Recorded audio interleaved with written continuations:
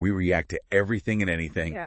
And today, we're going to be doing a deep dive on Sympathy for the Devil by the Rolling Stones. One of the most iconic rock songs. It is. This is going to be interesting. I am very excited for this. Me too. Yeah. This song has been covered by so many different artists, and it always seems to come back around. Yeah. It's got such staying power. Yeah, it's in like the top 500 Billboard. Yeah. All the time. Yeah, it's in all those greatest songs lists. It's in like every movie. Like every... Yeah, and the Stones have played it live over 800 times. 800 times. Yeah, it's one of their most popular songs. Crazy. Is it crazy? Yeah. They must be tired of playing it. You would think. But it's just such a good song. Right. It's really interesting though because the lyrics are very controversial. Very controversial. Like some people were really outraged when it came out. When it came out, people were like, "Are you guys devil worshippers?" Yeah. And I mean, if you just listen to the song, it's kind of like from the devil's perspective. On the surface, it does seem like it could be glorifying the devil. Yeah. So how do we reconcile like how much people love this song and how iconic it is with how provocative it is? Yeah, it's a great question. I think that's what makes it so fascinating. Yeah. That it can be both of those things at the same time. And I think that speaks to its power.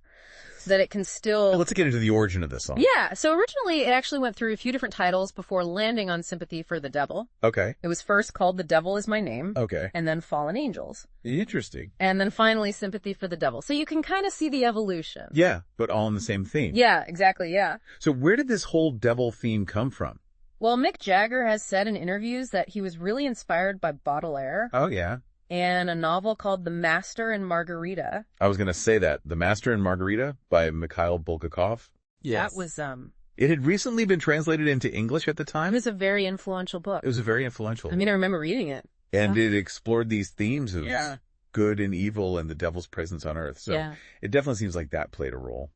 But also Baudelaire, he was obsessed with, like, temptation and sin. Yes.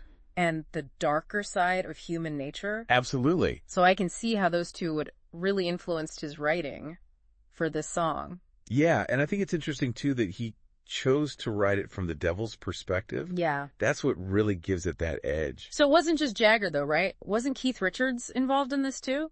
Yeah, actually, Keith Richards is the one who suggested the samba rhythm. Okay, yeah. Which I think is so crucial to the song's success. Because it makes it...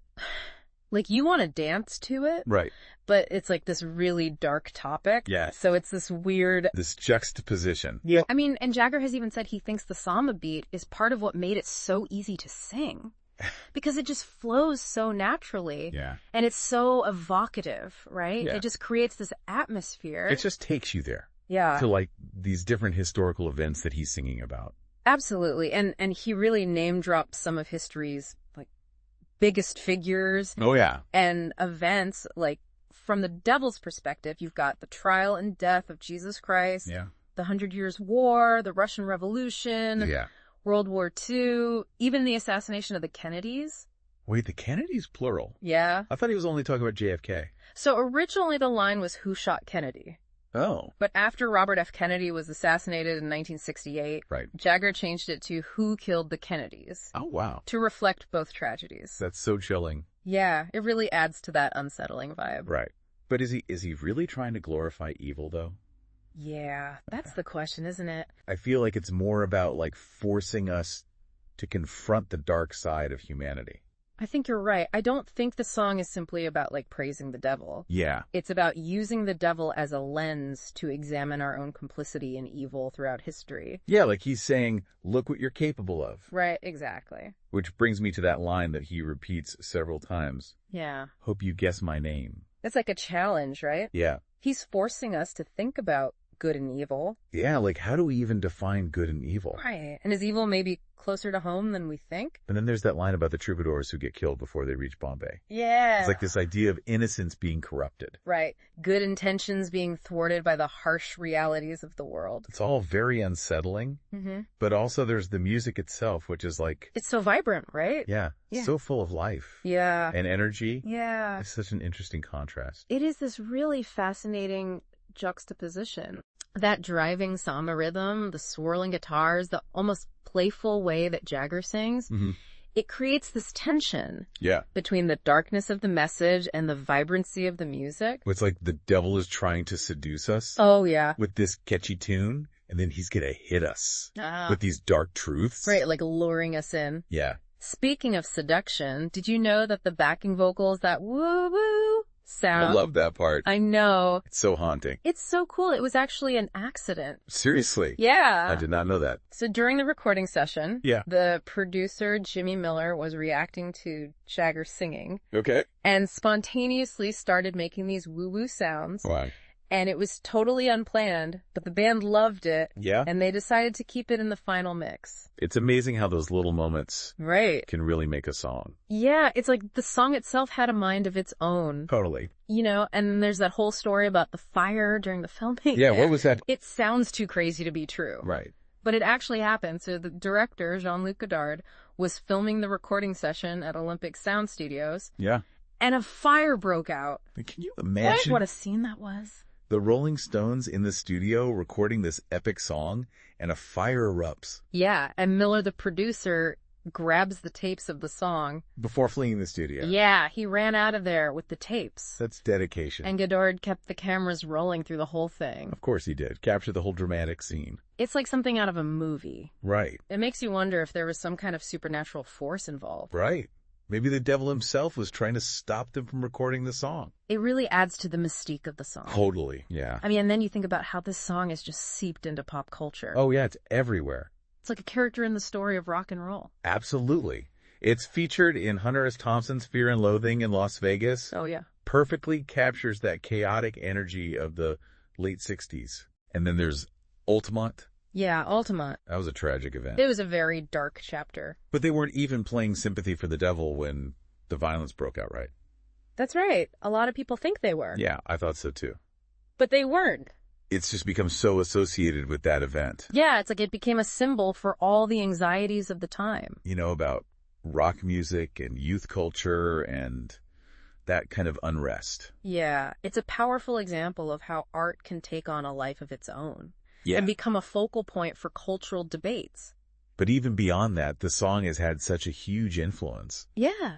Think about the Guns N' Roses cover. Oh, yeah. They totally made it their own. Yeah, they killed it. And it introduced the song to a whole new generation. Which makes me wonder, why has this song had such a lasting impact?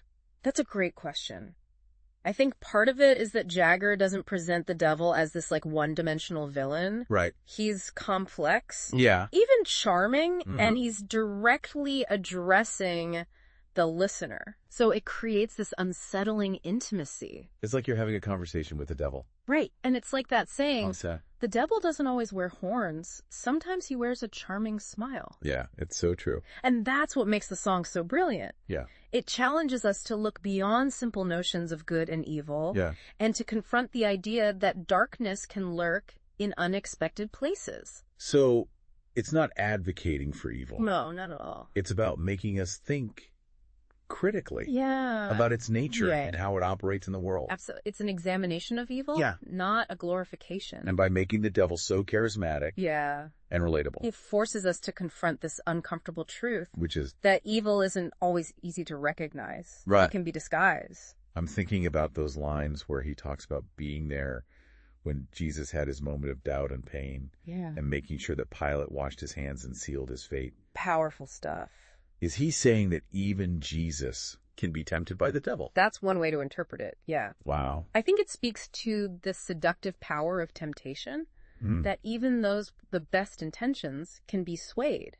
It's a chilling thought. It is. And the devil in the song isn't forcing anyone to do anything. Right. He's just presenting opportunities. Yeah, whispering temptations. Right. It's up to us to resist. Exactly. All of this makes me think about the song's relevance today. Yeah. I mean, we live in a world that's even more complex and morally ambiguous than back in the 60s. Absolutely. Do you think Sympathy for the Devil still speaks to us? Oh, I think it's even more relevant now than it was back then. Really? In a world where we're constantly bombarded with information. Yeah. And there's so much political polarization. Right. It's easy to fall into those good versus evil binaries. Us versus them thinking. But Sympathy for the Devil challenges that. It forces us to resist those easy answers. And to acknowledge that good and evil often coexist. Within ourselves. Within systems. It's like a call to look inward. Yeah, to examine our own biases. Or assumptions. And to acknowledge our own capacity for both darkness and light. That's powerful. It is. And to engage with the world. Yeah. Not with naive optimism. Right. But with a clear-eyed understanding of its complexities. I also think the song's musical structure plays a role. Oh, yeah, how so? It's got that driving primal samba rhythm. Yeah. But then there are these moments of quiet reflection. Like in the verses. Yeah, where Jagger's voice is almost conversational. It's true, yeah. It's like the song itself mirrors its message. Uh-huh. A constant interplay between light and shadow. Energy and introspection. And the instrumentation is incredible, too.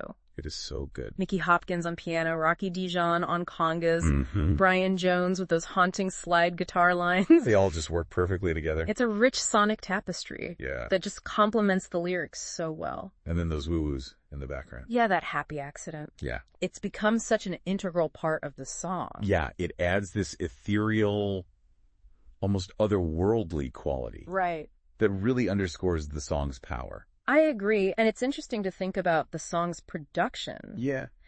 The way those sounds are layered, it embodies that sense of moral ambiguity. The darkness and light. Yeah, the blend. That the lyrics are exploring. Yeah. It's almost like its own character in the song. Right. Which makes me think about all the different interpretations people have had over the years. Yeah. Some people see it as a critique of organized religion. Yeah, with those lines about the devil influencing religious figures throughout history. And then others see it as a commentary on the cyclical nature of violence and power. Yeah. How those who seek to dominate often become the very monsters they're trying to fight. That's what's so great about the song. It's open to interpretation. It's so multifaceted. Yeah, and I think that's what makes it so fascinating. Absolutely. And that's the mark of a truly great song. Yeah. It keeps sparking debate. Yeah. And inspiring new interpretations decades later. It's a conversation that never ends. It really is a testament to the song's power. Yeah. That we're still dissecting it. And debating it. And finding new ways to connect with it. Absolutely. Yeah, it really speaks to the enduring power of this song. Yeah, and it's not just about the lyrics or the music. Right. It's how they work together. Absolutely. The rhythm, the way it underscores the seductive nature of evil.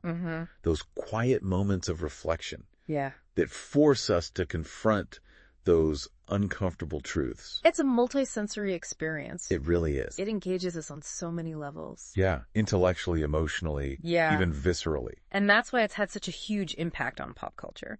Oh, yeah. I'm thinking about how it's been used in films. Yeah. Interview with the Vampire. Yeah. That's a great scene. It adds another layer of depth. Of those stories. TV shows, commercials, video games. It's everywhere. It really is like this shared cultural touchstone that we can all relate to. Whether we love it or hate it. Yeah. Or somewhere in between. It makes you wonder what its legacy will be. Yeah, will it still be relevant to future generations? It's hard to say. I mean, it is a product of its time. Yeah, reflecting those anxieties of the late 60s. But those themes of temptation power, good and evil. Those are timeless. Yeah. I think as long as those themes resonate, the song will find an audience. Yeah, it might be interpreted differently. Yes, they're understood through different lenses. But the core message will remain relevant. I think so. It makes you realize that a song can be more than just entertainment. Oh, yeah, for real. It can be a mirror reflecting our own complexities, a catalyst for conversations about difficult topics. It can challenge us, make us think about ourselves and the world around us. Sympathy for the Devil has definitely done that. It really has. And more for over 5 decades. It shows no signs of fading away. A testament to the power of music. It really is. To move us, to make us think, to leave an impact. Couldn't have said it better myself. It's a powerful song. And as always, please hit the like button, subscribe to the channel. The podcast's sponsor is in the description below, so go and check them out. Thanks.